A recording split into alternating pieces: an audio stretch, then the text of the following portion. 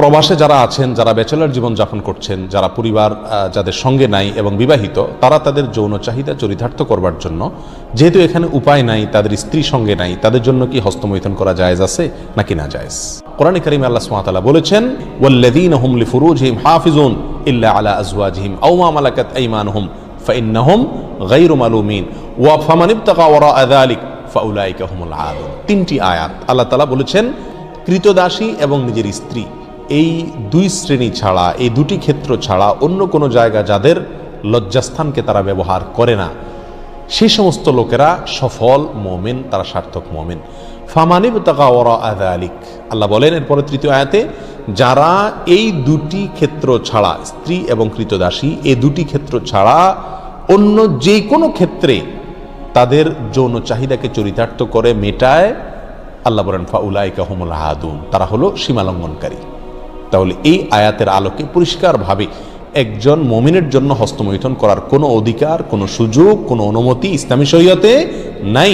এটা হারাম এবং কবিরা গুনাহসমূহের মধ্যে থেকে একটি।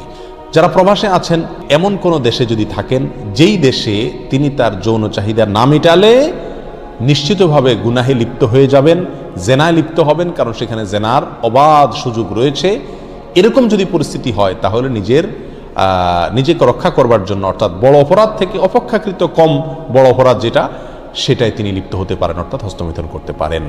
এটা কোনো ওলামা ইকরামের মত। অবশ্য অন্য ওলামা ইকরাম বলেছেন সর্বাবস্থায় হস্তমৈথুন করা কি হারাম। এই জন্য প্রবাসে যারা আছেন তাদের উচিত এই অপরাধ থেকে বেঁচে থাকা। বিশেষ করে মধ্যপ্রাচ্যে, আরব দেশে, সৌদি আরব সহ যে সমস্ত দেশে আলহামদুলিল্লাহ আল্লাহ সুবহানাহু ওয়া তাআলা পরিবেশ এখনো পর্যন্ত ভালো রেখেছেন, এখানে মানুষ চাইলেই জেনা করার সুযোগ নাই। অতএব এখানে এই সমস্ত দেশে যারা বসবাস করছেন তারা এই অজুহাতে হস্তমৈথুন করলে তাদের জন্য জায়েজ হবে না, এটা গুনাহ হবে, আখিরাত নষ্ট হবে, স্বাস্থ্যের জন্য যেহেতু ক্ষতিকর, সেই জন্য এটা শরীয়তে আরও বেশি কঠোরভাবে নিষিদ্ধ। এর জন্য সবর করতে হবে। নবী আলাইহিস সালাম বলেছেন, মান ইসতাতাআ মিনকুমুল বাআতা ফালিয়াতাযাওয়াজ, কার যদি সাধ্য থাকে সে নিজের চরিত্রকে হেফাজত করার জন্য বিয়ে শাদী করে। যদি বিয়ে শাদী করতে না পারে, এর মাধ্যমে সে নিজের চরিত্রকে হেফাজত করার মতো আর্থিক সঙ্গতি তার না থাকে, তাহলে নবী আলাইহিস সালাম বলেছেন ফালাইহি বিসসাওম, সেই জন্য রোজা রাখে।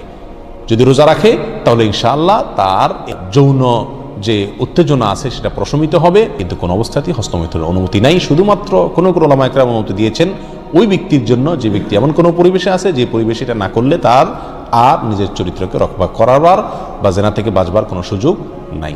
আল্লাহ তাআলা আমাদেরকে সবাইকে গুনাহ থেকে বেঁচে থাকার মতো ঈমানি শক্তি নসিব করেন।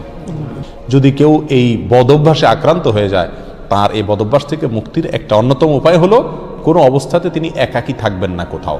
ইনশাআল্লাহ এর মাধ্যমেই আল্লাহ সুবহানাহু ওয়া তাআলা তাকে আশা করা যায় হেফাজত করবেন এবং বদঅভ্যাস থেকে তিনি বের হয়ে আসতে পারবেন। আল্লাহ আমাদের সবাইকে হেফাজত করুন।